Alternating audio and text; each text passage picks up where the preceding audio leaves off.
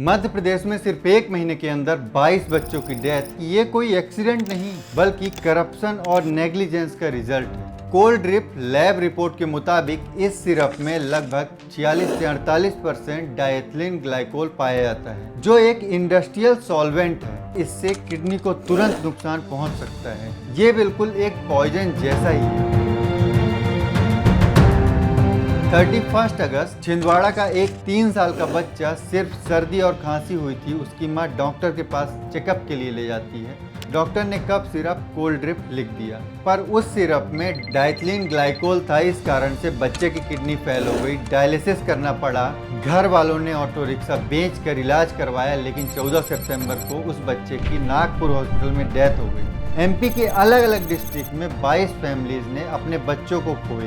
पहले blame doctor पर डाला गया कि डॉक्टर ने गलत दवा लिखी है, लेकिन जैसे ही केस आगे बढ़ा, असली सच सामने आया। तमिलनाडु की एक कंपनी श्रेयसन फार्मा और इसी कंपनी के ऑनर को भी अरेस्ट किया गया। 1 से 2 अक्टूबर को जब रेड हुई तो 350 से ज्यादा वायलेशन सामने आए। फैक्ट्री के अंदर जो सीन था वो किसी हॉरर स्टोरी से कम नहीं था। गैस स्टोव पर केमिकल्स उबाले जा रहे थे, रस्टेड मशीन और प्लास्टिक पाइप्स में जहर टपक रहा था, खुले ड्रेन, गटर और पेस्ट इन्फेस्टेशन हर तरफ, वेंटिलेशन सिस्टम जीरो, वर्कर्स बिना ग्लव्स, बिना मास्क, नंगे हाथों से केमिकल मिक्स कर रहे थे। ना पानी का सोर्स सेफ था, ना हवा फिल्टर की गई थी, और सबसे बड़ा शौक, दवा बनाने के लिए चीप इंडस्ट्रियल सॉल्वेंट प्रोपिलेन ग्लाइकोल और डायथिलीन ग्लाइकोल यूज किया जा रहा था, जो असल में पेंट और डाइज बनाने में इस्तेमाल होता है।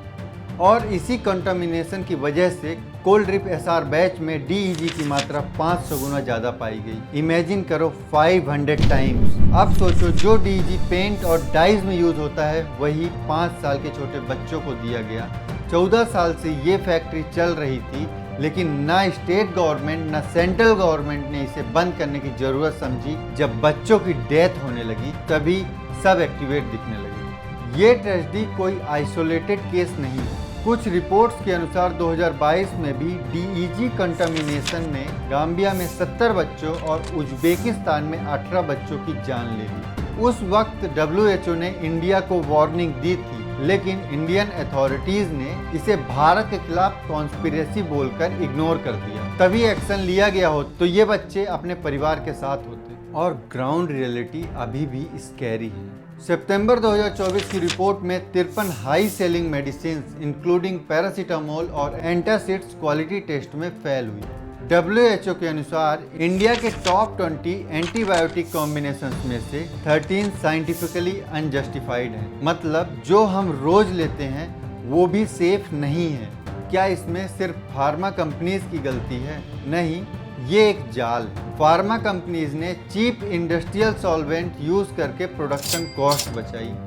ड्रग इंस्पेक्टर्स ने 14 साल तक आंख बंद करके लाइसेंस को रिन्यू करते रहे। WHO स्टडी के अनुसार डॉक्टर्स और केमिस्ट को इंसेंटिव्स दिए गए, जैसे foreign trip, gift, cash cuts. और जब सब एक्सपोज हो जाता है तो एक ही फॉर्मूला होता है, डैमेज कंट्रोल। कुछ सिरप्स बैन, कुछ इंस्पेक्टर्स सस्पेंड, फैमिलीज को 4 लाख का कंपनसेशन, और फिर केस ठंडा।